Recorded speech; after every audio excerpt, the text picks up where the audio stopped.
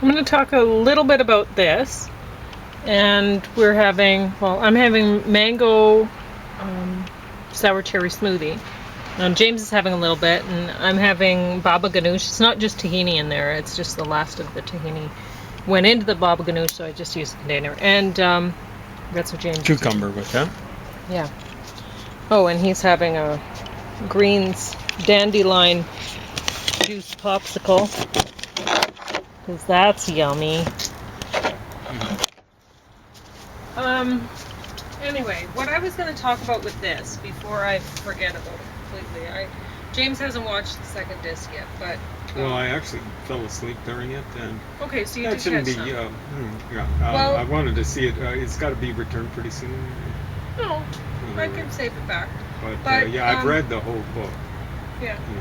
Okay, so you'll know what I'm talking about. Yeah, exactly. Well, he was talking about home ownership, and hard to say that sometimes, right? Yeah, well, I'm pretty dehydrated. Well, you're tired. Yeah, and stuff we're like done that. hiking. We shouldn't do this right after we're hiking because no, but then we were maybe more relaxed. You know what I'm saying? Well, maybe. You know, like. But that what he said here is about the home ownership. I will talk about the other stuff. I really won't because he talks about different tax things and stuff like that, and I don't know if it's exactly. And this is when I did a bunch of Gale courses on similar sort of things, that's the problem I had. It's like, okay, but what about the here in Canada, it's going to be a bit different or whatever. How do I find these things or whatever, right? It's like, okay, so now I'm prepared to be an American because everyone wants to do that. I don't know. I guess that's what the big goal is. So not you prepare to, and then you get there. I don't know, but anyway. So, but the home ownership thing, he was saying that it's not an investment. Buying a home, you should buy a home because you want to live there. And in some cases, if you find you want to move around often or whatever, he says it's better to rent, which. Yeah, that might be, if you're moving around often. Yeah. Otherwise, I mean, you're going to have to pay for rent somewhere, and then you're paying somebody else's mortgage off for them. So, I mean, honestly, you're going to have to live somewhere. And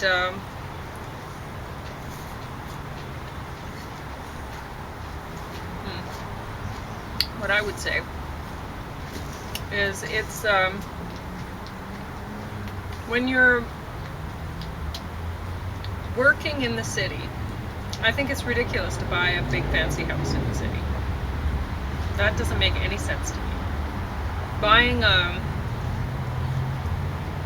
property that meets your needs so that you can survive in the city, and then taking your money that you've made in the city and investing that in property outside the city where you want to live and can grow food for yourself. That makes more sense to me.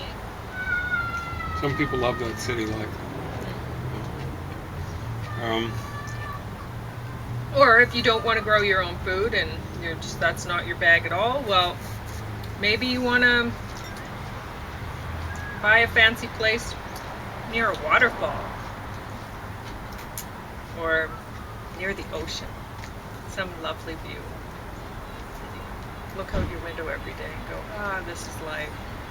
Some people love lakes, so, whatever. Some people like that.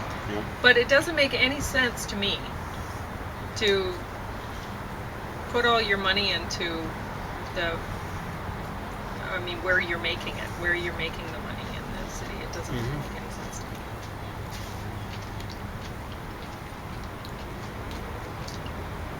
I never planned on staying in the city. Never. I had my goals. I had it all planned out, and then I fell in love. But believe me, I don't like the city. We were talking about some interesting things while we were listening to the radio. We were listening to politicians lying, and what were they yipping and yapping about? Well, I mean, we were listening to, what's his name? The conservative guy from Regina. Andrew Scheer or whatever, something Scheer. Mm-hmm. He's definitely not a Scheer to like. Anyway. I think he's a dual citizen. It's funny because he said something to the effect, and both of us said, what, Canadians know that? The thing is, when politicians, they'll say, everybody knows, or Canadians know, or what? We all know. Yeah.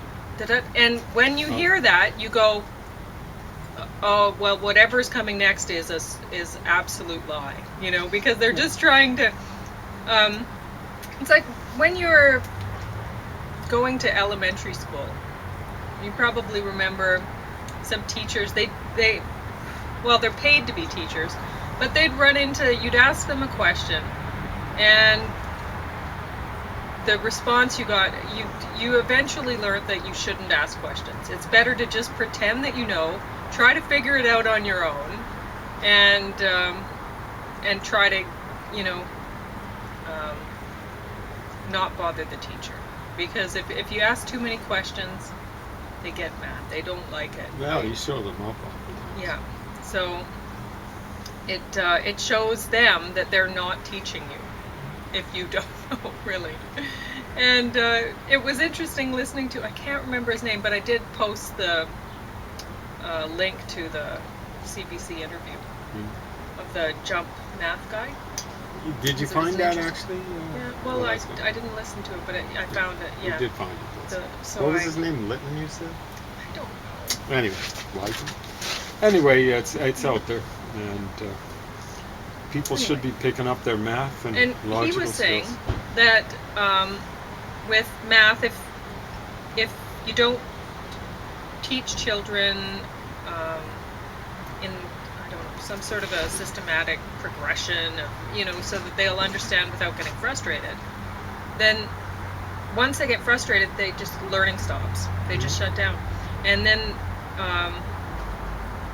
they won't actually end up getting ahead as fast. And that's what happens with me. And I thought, well, if only somebody had explained that to me, that's normal, right? Because every time with math, that's what would happen. And it's too bad. I guess that's normal. Yeah, that's what happens. He's saying people really can't learn much more than two things at a time. Mm-hmm. So the thing to do is just take it in steps, in lockstep.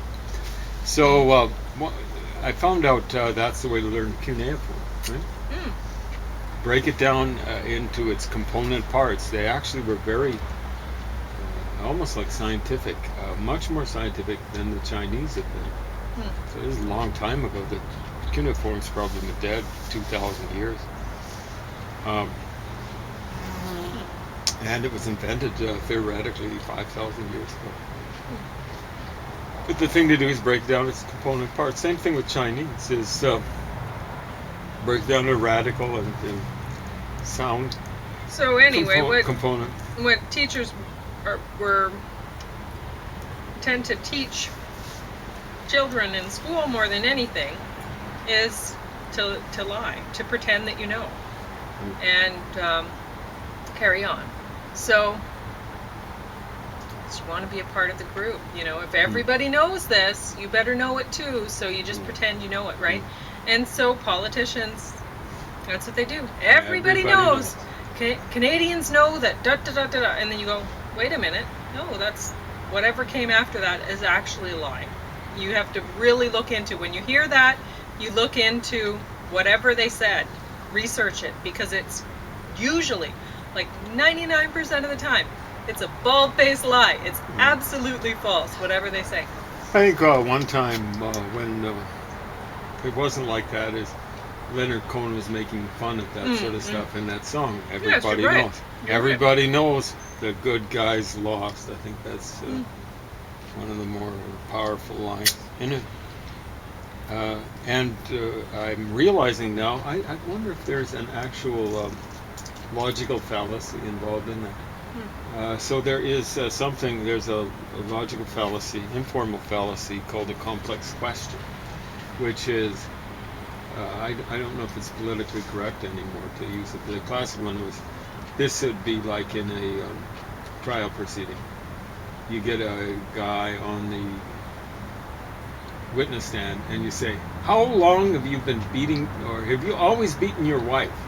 There's no way a person can answer that without, it's a complex question, without admitting that they've beaten their wife, right? No, I haven't always. Or yes, I have always. So, but you see, this is a complex assertion, right? Mm-hmm. Everybody knows that, right? So the assertion is basically everybody knows, and it's assumed that such and such is the case, right? Yeah. So I heard that twice on the CBC. Yeah. That what that one politician was saying, and then later on an interviewer or whatever host of the CBC was saying something to that effect, and I'm like, oh, yeah, boy, the CBC, can't trust them. Well, believe me, they wouldn't have liked Andrew Scheer. I mean, they're basically more liberal than the Liberals. The CBC, they'd most of their, I don't know, the flunkies running that thing would be NDP supporters, and the NDP, it's drifted away from its. Same thing with the Democratic Party in the United States, but to a lesser degree. They've drifted away from the people that they should be representing, which is working class people who actually work, not people who take welfare, but people who work. Like people who need welfare should be taken care of. But people, even Karl Marx said those who don't work shouldn't eat. You know that? He actually said that. Yeah, well, it's like we were talking to a nice gentleman the other day. He was volunteering to pick up syringes around the neighborhood, and they'd already found one early in the morning. Yeah. And so anyway, this one man, he offered to clean up the human poop for me. What a nice man. And I was like, no. Yeah, we don't want, we want the administrators and other but I ended up, I did it myself. But cleaning it up. This one wasn't that bad, because like one that was on my house, and then another one that was on my fence, I had to scrub that off. Oh, that was awful. That was awful. Very runny diarrhea. It was someone who was making junk deals on our back, Pauline's back stoop, basically. Yeah. But I put a kind of fence thing there, exactly so right. they can't do it now. But they were still doing it behind there. But at least they weren't sitting on my... Yeah.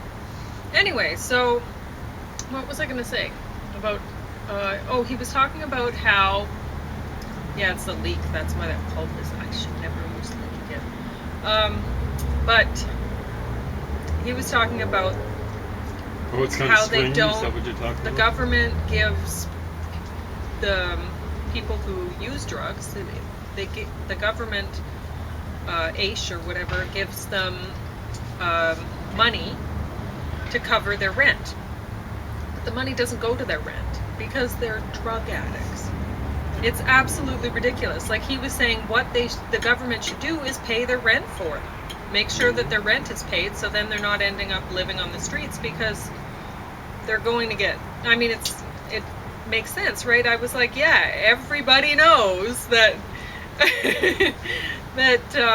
or so we're told, that if you know somebody who's addicted to drugs, you're never supposed to lend them money, because they're addicted to drugs. They can't help it. They're already addicted. As soon as they see this money, they're thinking drugs. They're not thinking rent.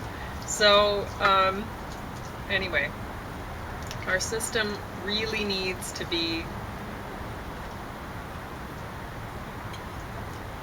rehauled. Yeah, totally. So what Pauline is saying is politically incorrect, and it has been at least since the 60s, since I became something like politically aware. The whole idea is, oh my heavens, you can't do that. That's patronizing. You've actually got to give the money to the people and trust them. Wow, is that stupid? It's a formula for unsuccess. Yeah, I mean, it's not about It's- not trusting them. It's about understanding That they can't be addiction. trusted. Yeah. Addiction. Yeah. They're addicted. Yeah. So it's you're basically giving money to the drug, Mhm. to the And drug dealer. It ultimately when goes you to give the them. dealer. So it's absolutely stupid. It's particularly pernicious when kids are involved. Mhm. You know, here's the money for your kids. You know, we're trusting you. Yeah. Wow, So then the is kids that are, well, they're stupid? The hungry kids are and- starving. Yeah. They're malnourished.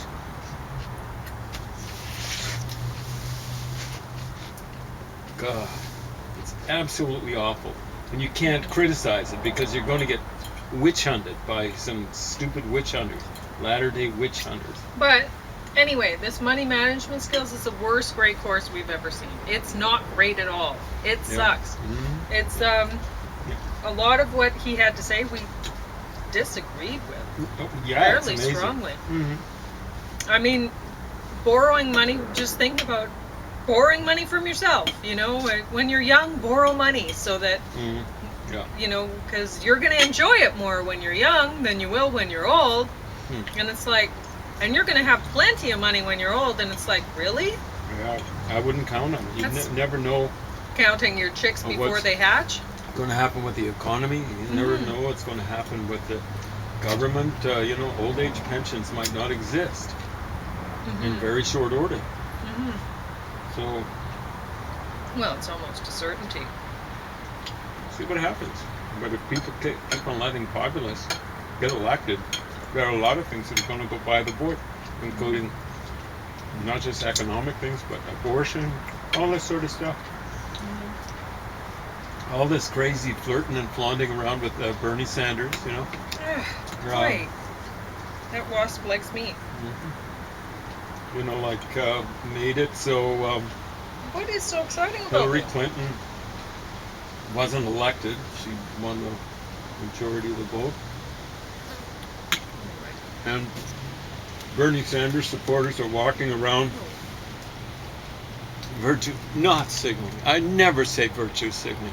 Virtue semaphoring, which is just like, see me on this mountaintop. I voted for, I support Bernie Sanders. I'm virtuous.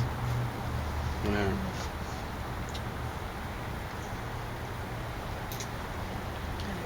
Anyway. You actually got to win elections. And if a person like Bernie Sanders is marginal, he's not going to make it. So you actually got to move a little bit towards the middle. Well, I mean, that's what one thing- democracy is about. I am concerned about more conservative governments taking over. Well, it's already happened in Europe. Here's my prediction: Canada and the United States haven't gone quite through the cultural wars that Europe has been going through. So, from what I can tell, generational analysis, we're in the United States, at least. I don't know about Canada. In the next decade, the United States is going to go left wing, and you know, the culture wars will be stunning. And when I call it culture wars, I'm calling, that's what I use for multicultural wars. Multiculturalism does not exist in the sense that it's supposed to exist. We've tried multiculturalism. Cultures, the big cultures, mixing them is like mixing not oil and water, it's like mixing oil and fire. We tried that, and it ended up in World War I, World War II, the Cold War, and stuff like that. What we are in here is a uniculture, okay? The uniculture is all cultures about peace, love, and flowers. Wow, talk about patronizing. So you're saying it's like a unicorn? It's like a unicorn, exactly right. It really exist, but every culture is about, and then you say, well, what about fascism or Nazism? That's a belief system. Oh, no, they're not part of Okay. Wow. Oh, okay. Yeah. How about communism? Yeah. That's pretty good shit. That's pretty good stuff. Oh yeah, experiment. So what we at best have suffered from is posse-culturalism. Look that up in your Funkin' Waggler. I don't think you'll find it. But what that means is few cultures. And what you've got is you got a few cultures that are favored by the multiculturalists, and they, like the big trouble is, you get Confucianism, and it's like this with individuals. Wham! The individual is like this. Hinduism, individual is like this. Communism, individual is like this. Corporatism, which is, or corporationism, the individual is like this. All these things have to be not necessarily fought, hopefully not fought, but they cannot be allowed to dominate the individuals they want to dominate. Ultimate multiculturalism, there should be 7 billion cultures. That's the only multiculturalism I recognize. Anyone who wants fewer cultures than that, where individuals are under the thumb of a small number of cultures, and posse-culturalism, I am dead stone set against. And I don't care if it's capitalism, communism, Confucianism, Hinduism, those should not be allowed to dominate individuals. I don't care if it's considered right wing, left wing, center, front, back, up, down. They're all basically right wing. All of them. Communism, right wing. Because it's all about the state. It's all about the corporate entity dominating the members of what's seen as the corpus, or the body, the limbs of the corpus. And I want nothing to do with that. Anyone who believes in that sort of stuff in a corporate kind of system is an enemy of the individual, is enemy of democracy, an enemy of freedom, and an enemy to left-wing movement. All right. So, I wanted to mention something else about the homeowner thing.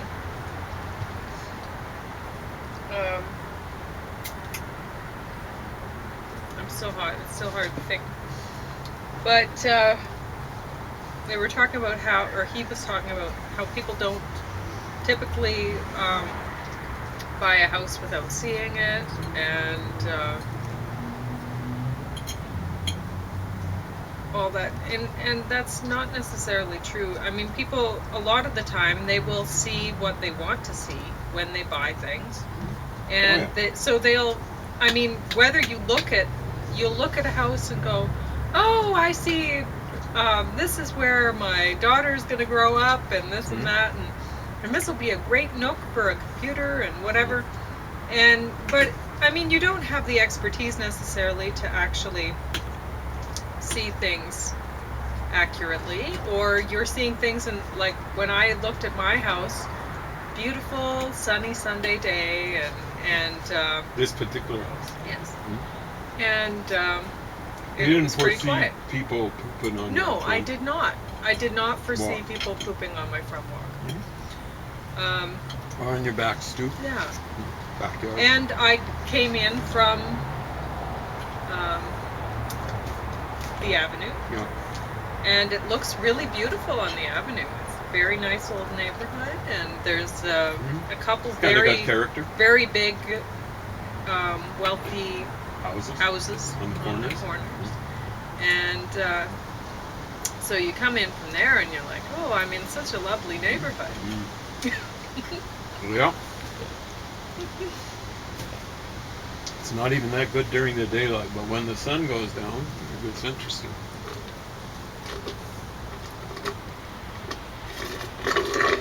You probably didn't notice the traffic roaring away. No. On 3 major... Because it was Sunday. There we go. 3 major thoroughfares. within Exactly. It was quiet. It was block. a Sunday morning. Mhm. That's the amazing thing about being And here. it wasn't even windy. Well, no. I know. Yeah, same thing the first time I ever saw Southern Alberta. It was in the middle of August. What are the chances? There wasn't a breath of air. It was quite hot. No clouds. That's kind of like August, but I thought Southern Alberta is going to be a little bit more, neat. And it turned out to be. So, I mean, I've talked about how politicians and people will try to mislead you into seeing things or pretending that you see things that aren't really true. And then, I mean, but we do it to ourselves too. And Anyway, we saw from Andrew Sherman. yeah, we did. But he certainly sounded Applause like for- such a nice person. Dual citizen. And he was talking about Trump or Trudeau, sorry. He was talking about Trudeau and how all the things that Scheer had called him out on. What a hero, and I'm telling you, if we'd elected the Conservatives, boy, would we ever COVID-19, be in trouble. we'd be like the United States, only worse because Only worse. Because it our looks healthcare as though system there's- is worse. Our than the healthcare United system- States. Yeah, it is. Why would you say that? Because we have more, although we have a lower rate of infection, we have a higher death rate per. I think that's because of vitamin D. Okay. Yep. Still in summer? Because the sun is coming in at an angle like this here. It might In the be. United States, You're it comes right. at a sharper something. Oh yeah, I'm blaming our medical community, and it might be something else. we've got a better healthcare system. It's the vitamin D. Well, I don't That's know. why the I death don't know rates if in the we do. United States have been, for a while there was the incident rate was going way up in Texas, California, Florida, and the death rates were going down. But that's because we were headed into the height of summer. People were getting pumped up on vitamin D, right? They're So gonna you have think to United States, when Hmm? the death rate's going to go up, you think? Oh well, we'll check and see and make a Okay. scientific prediction. All right. If I'm wrong, I'm wrong. I'm not Then saying maybe that's, it's our healthcare system, if you're wrong. Exactly. Okay, we'll check and see. Mhm.